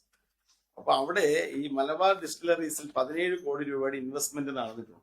എന്ന് പറഞ്ഞാൽ ഇവിടെ ഉത്പാദിപ്പിക്കുന്നത് റമ്മാണ് എന്നാണ് എന്റെ വിശ്വാസം. ജവാനൂർ റമ്മാണ്. അപ്പൊ അവിടെ എന്ന് പറഞ്ഞാൽ ബ്രാൻഡി ആണെന്നാണ്. അപ്പൊ ഈ ബ്രാൻഡി ഉത്പാദനത്തിന് വേണ്ടി 17 കോടി അവിടെ ഇൻവെസ്റ്റ് ചെയ്തിരിക്കുകയാണ് നിലവിൽ. പക്ഷെ ഉത്പാദിപ്പിക്കണോ വേണ്ടയോ എന്ന് പറഞ്ഞാൽ അതൊരു പോളിസി ഡിസിഷനാണ്. ഞാനത് അടുത്ത ദിവസങ്ങളിൽ തന്നെ ആ കാര്യത്തിൽ ഒരു തീരുമാനമുണ്ടായി. ഇപ്പൊ ഇൻവെസ്റ്റ് ചെയ്തെങ്കിലും പക്ഷെ അവിടെ ടെൻഡർ ഒന്നും വിളിച്ചിട്ടില്ല. കുപ്പിയോ ഈ സ്റ്റിക്കർ, ഫ്ലേവർ, കാരമൽ എന്നൊക്കെ പറഞ്ഞ് കുറെ പ്രോഡക്ട്സ് ഉണ്ട്. നമ്മൾ എക്സ്ട്രാ ന്യൂട്രൽ ആൽക്കഹോൾ ആണ് ഈ മദ്യത്തിന് വേണ്ടി ഉപയോഗിക്കുന്ന ആൽക്കഹോൾ. അപ്പൊ എക്സ്ട്രാ ന്യൂട്രൽ ആൽക്കഹോൾ ഉണ്ട്, വേണം. കാരമൽസ് വേണം, അതിനകത്ത് ഉപയോഗിക്കുന്ന ഒരു പ്രോഡക്റ്റ് ആണ് കാരമൽ. പിന്നെ ഫ്ലേവർ വേണം, പിന്നെ അതിന് മുകളിൽ സ്റ്റിക്കർ വേണം, കുപ്പി വേണം, അടപ്പ് വേണം, കാർട്ടൺ വേണം, കാർട്ടന്റെ മുകളിൽ ഒട്ടിക്കുന്ന സ്റ്റിക്കർ വേണം. ഇത്രയും ടെൻഡറുകൾ പൂർത്തിയെങ്കിൽ മാത്രമേ ഒരു സ്ഥാപനത്തിൽ പ്രൊഡക്ഷൻ നടത്തുള്ളൂ. ഈ പ്രോസസ് ഒന്നും അവിടെ തുടങ്ങിയിട്ടില്ല. അപ്പൊ ഇനി ഇതെല്ലാം വന്നിട്ട് വേണം പ്രൊഡ്യൂസ് ചെയ്യാൻ. അപ്പൊ പ്രൊഡ്യൂസ് ചെയ്യണോ, അത് മിന്നൽ മാജിക്കിന് വേണോ വേണ്ടോ എന്നുള്ള കാര്യം ഇതൊരു തീരുമാനം എടുത്തിട്ടില്ല. അത് ഫർദറായ ചർച്ചകളിലൂടെ മാത്രമേ തീരുമാനമാവുള്ളൂ. അതിന് പേരിപ്പോ ഒരു 10,000 രൂപ ഒരു സമ്മാനമൊക്കെ പ്രഖ്യാപിച്ചിട്ടുണ്ട്. അത് ആർക്കെങ്കിലും കൊടുക്കാൻ ഉദ്ദേശിക്കുന്നു. ഈ മിന്നലൊക്കെ കഴിഞ്ഞ സർക്കാരിന്റെ ആണല്ലോ. നമ്മൾ ആ ഒരു ഗവൺമെന്റ് എന്ന് പറഞ്ഞാൽ അടുത്തൊരു മുന്നണി മാറി വന്നതാണ്. അപ്പൊ ഞങ്ങളുടെ മദ്യനയം അനുസരിച്ച് വേണം, ഇനി വേണോ, ഈ മിന്നലാണോ അത് കൊടുങ്കാറ്റാണോ എന്നൊക്കെ തീരുമാനിക്കേണ്ടത് അതിനുശേഷം മാത്രമാണ്. ഞങ്ങൾ അത് തീരുമാനിച്ചിട്ടില്ല. ഈ കഴിഞ്ഞ ഗവൺമെന്റ് അവസാന സമയത്ത് ഈ ക്ലാസിഫിക്കേഷൻ ഇല്ലാത്ത ഹോട്ടലുകൾക്ക്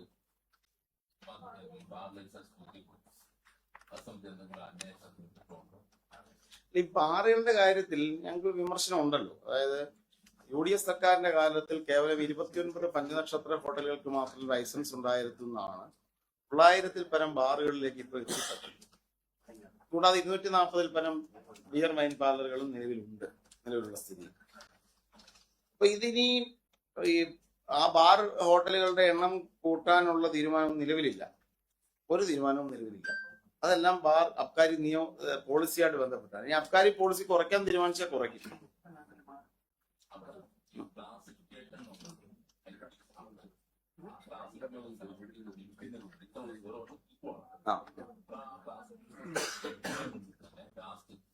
ഞാൻ ഇതുവരെ എന്റെ ശ്രദ്ധയിൽ അത് ഞാൻ പൂർണ്ണമായ ഫയൽ പഠിച്ചിട്ടില്ല. ഈ ഒരു വിഷയം ഇപ്പൊ ശ്രദ്ധയിൽപ്പെടുത്തിയോണ്ട് ഞാൻ അതിന്റെ കാര്യങ്ങൾ എടുത്ത് പരിശോധിക്കാം.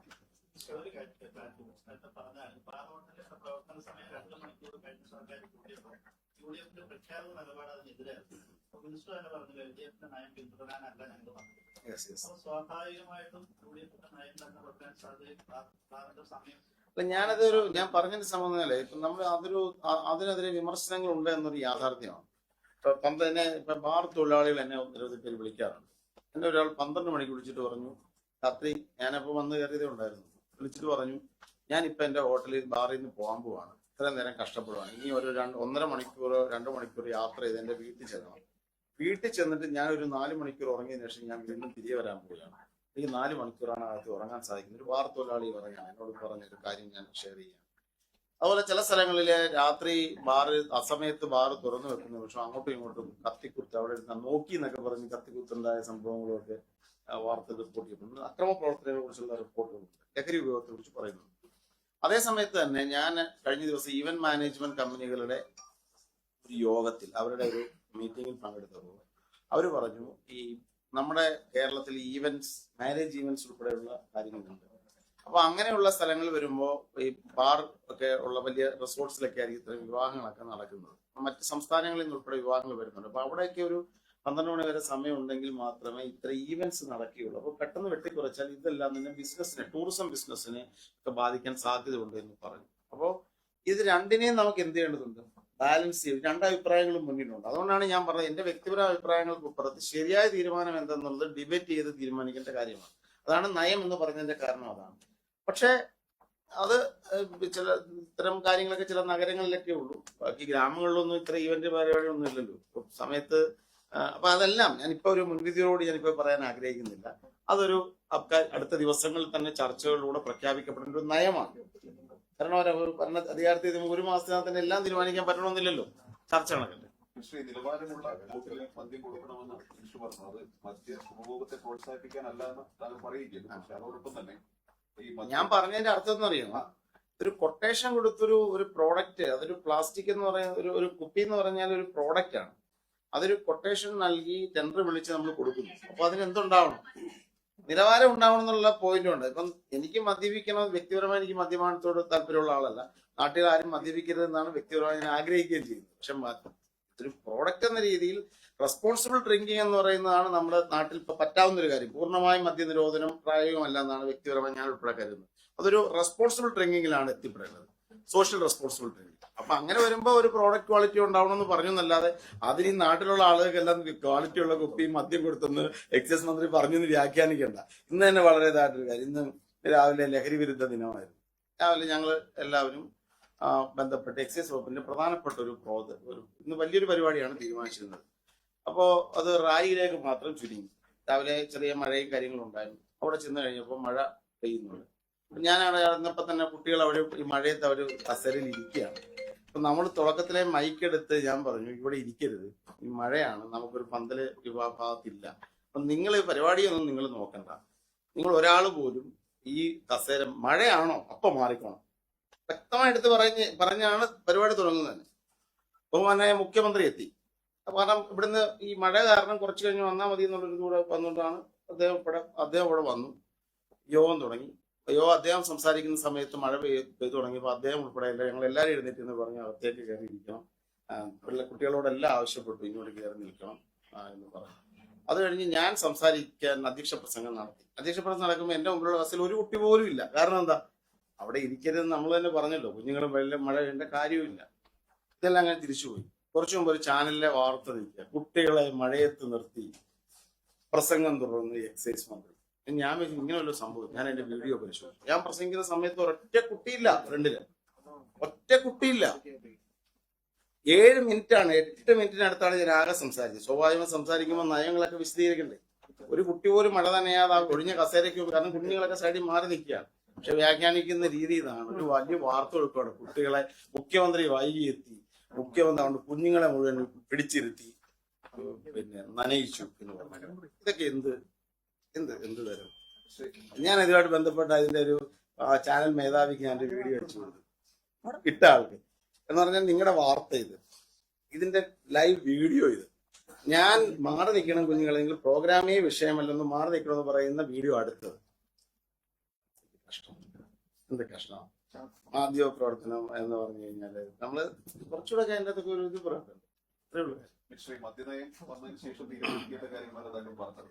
താങ്കൾക്ക് തന്നെ തീരുമാനിക്കാൻ കഴിയുന്ന വേറൊരു കാര്യം, ഈ 20 രൂപ പ്ലാസ്റ്റിക് ബോട്ടിൽ മദ്യം കൊടുക്കുന്ന അതിന് 20 രൂപ അധികം വാങ്ങുന്നതും പരാജയപ്പെട്ട പദ്ധതി തന്നെയാണ് ഉദ്യോഗസ്ഥർ ഉൾപ്പെടെ പറയുന്നത്. ആ പദ്ധതി പിൻവലിക്കാൻ ഞാൻ അതിന്റെ ഒരു ഇത് ചോദിച്ചു, കളക്ഷൻ റേറ്റ് ചോദിച്ചു. അതായത് അത് പഠിച്ചുകൊണ്ടിരിക്കുകയാണ്. അതായത് നമ്മളൊരു കുപ്പി 20 രൂപയ്ക്ക് ഒരു മദ്യം ഇത് ചെയ്യുന്നു. കാരണം പ്ലാസ്റ്റിക് ഒരു പ്രശ്നമാണ്. നമ്മൾ മനസ്സിലാക്കേണ്ട ഒരു കാര്യം, ഈ മേടിച്ചുകൊണ്ട് പോകുന്ന കുപ്പി പോകുന്ന പോക്കിൽ ഇങ്ങനെ എറിഞ്ഞ് സൈഡിൽ ഓടെ കിടക്കുന്നു, തോട്ടിൽ കിടക്കുന്നു, കുളത്തിൽ കിടക്കുന്നു. അപ്പൊ അങ്ങനെ വരുന്നപ്പോൾ തമിഴ്നാട്ടിൽ ഉൾപ്പെടെ ഈ ഒരു പദ്ധതി ഉണ്ട്.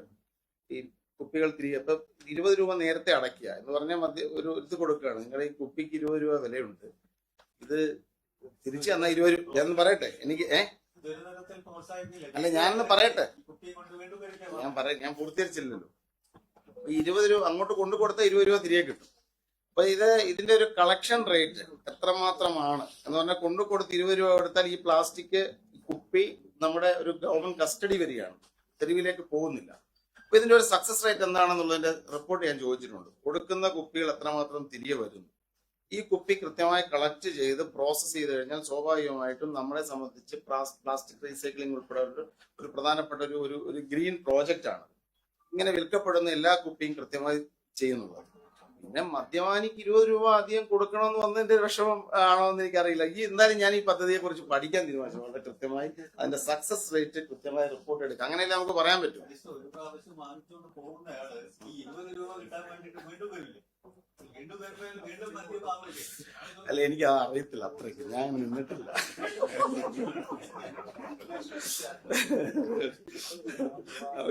ഫീൽഡിൽ എത്ര പരിചയം പോരാ.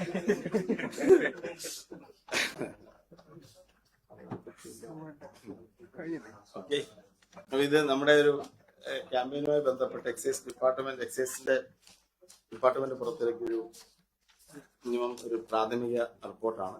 അതുപോലെ എക്സൈസ് പോർട്ടല് ജൂലൈ 1 മുതൽ ആരംഭിക്കുകയാണ്. ജൂലൈ 1 നമ്മുടെ സമ്മേളനമുണ്ട്, പ്രോഗ്രാം ഇനോഗ്രേഷൻ ആണ്. മയങ്ങില്ല കേരളം ആ പേര് എന്നുള്ളതാണ്, മയങ്ങില്ല കേരളം എന്നാണ്. അതൊരു 4 ഞാൻ നേരത്തെ പറഞ്ഞ പ്രധാനപ്പെട്ട എൻഫോഴ്സ്മെന്റും അവയർനെസ്സും ഡി അഡിക്ഷനും റിഹാബിലിറ്റേഷനും ഉൾപ്പെടുന്ന ഇതാണ്. ഈ പറഞ്ഞ പോർട്ടൽ വളരെ ഓപ്പറേഷനിലാക്കി നമ്മുടെ എക്സൈസ് കമ്മീഷണർ IT വിദഗ്ധൻ കൂടിയാണ്, charge of IT department 2.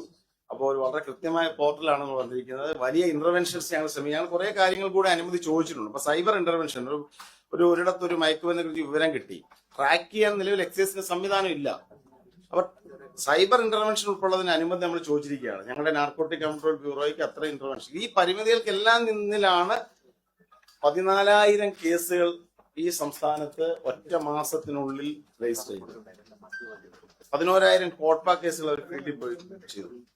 1,400 NDPS കേസുകൾ. നമ്മള് ചെയ്യേണ്ട ഒരു ഫോഴ്സിനെ ചെയ്ത കാര്യങ്ങളാണ് ഞാൻ പറഞ്ഞത്. ഓപ്പറേഷൻ തണ്ടർ എന്ന പേരിൽ 1,400 NDPS കേസുകൾ ഒറ്റ മാസത്തിനുള്ളിൽ എടുത്തു എന്നത് വളരെ നിസ്സാരമായി കാണരുത്. 15 ബിഗ് വോളിയം കേസുകളാണ്. ഇതിനെ പിന്നാലെ പോയി അന്യ സംസ്ഥാനങ്ങളിൽ പോയി വളരെ പരിമിതി. 23 കോടി രൂപയുടെ പ്ലാൻ ഫണ്ട് ഉള്ള ഒരു ചെറിയ വകുപ്പാണ്. ഒത്തിരി റവന്യൂ ഒക്കെ പ്രൊവൈഡ് ചെയ്യുന്നുണ്ടെങ്കിൽ ചെറിയൊരു വകുപ്പാണ്. ഇപ്പൊ സംസ്ഥാനത്ത് ബജറ്റിൽ മയക്കുമരുന്ന് കൊടുത്ത് 5 കോടി രൂപ, എന്നാൽ 23 കോടിയാണ് ആ പ്ലാൻ ഫണ്ട്. അവിടെ നിന്നിട്ടാണ് ഈ ഉദ്യോഗസ്ഥർ ഇത്രയും കഠിനാധ്വാനം ചെയ്ത് അന്യ സംസ്ഥാനങ്ങൾ ഉൾപ്പെടെ പോയി ഇന്റർനാഷണൽ കണക്ഷൻസ് ഉള്ള പ്രതികളെ ഉൾപ്പെടെ അറസ്റ്റ് ചെയ്യുന്നത്. അപ്പോൾ ഒരു അപ്രീസിയേഷൻ അർഹിക്കുന്നുണ്ട് എന്നുള്ളതാണ് എന്റെ വിലയിരുത്തൽ. തൂഫാൻ പോലീസിന്റെ ഒരു ആക്ഷൻ ഞങ്ങളെല്ലാം ഇന്റർഗ്രേറ്റ്. ഇപ്പൊ തൂഫാൻ പദ്ധതിയിൽ ഞാൻ ഉൾപ്പെടെ എക്സൈസിന്റെ ഉണ്ട്. അതുപോലെ ഓപ്പറേഷൻ തണ്ടറിന്റെ കാര്യത്തിൽ പോലീസിന്റെ സഹായമുണ്ട്. പോലീസിന്റെ സഹായം ഉണ്ടെങ്കിലല്ലേ നമുക്ക് ആളുകളെ ലൊക്കേറ്റ് ചെയ്യാൻ പറ്റുള്ളൂ. സൈബർ അന്വേഷണം 2 ഫോഴ്സും എൻഫോഴ്സ്മെന്റ് ഫോഴ്സുകളാണ്. സ്വാഭാവികമായിട്ടും അതുകൊണ്ട് തന്നെ എല്ലാം ഒരുമിച്ചിറങ്ങുമ്പോഴാണല്ലോ നമുക്കൊരു തീരുമാനം ഉണ്ടാക്കാൻ സാധിക്കുന്നത്. എക്സൈസിന്റെ ഡ്യൂട്ടി ചെയ്യുന്നു, പോലീസിന്റെ ഡ്യൂട്ടി ചെയ്യുന്നു. ഞാനതാ പറഞ്ഞു, ഇത്രയും കാര്യങ്ങൾ ചെയ്തു എന്നുള്ളത് അറിയേണ്ടത് കൂടിയുണ്ട്. ഇപ്പൊ പലപ്പോഴും നമുക്ക് അത്തരത്തിൽ അവരുടെ പരിമിതികൾ കൊണ്ട് അവർ ചെയ്യുന്ന ഒരു വർക്കിനെ പുറത്തോട്ട് അറിയുന്നില്ല എന്നുള്ളൊരു കാര്യം കൂടി അപ്പൊ നിങ്ങൾ ഈ ഒരു കാര്യത്തെ അസസ് ചെയ്യുന്നതും കൂടാണ് ഞാൻ പറയുന്നത്. വളരെ കാര്യമായ ഒരു കഠിനാധ്വാനം നടക്കുന്നുണ്ട്. ഓക്കെ.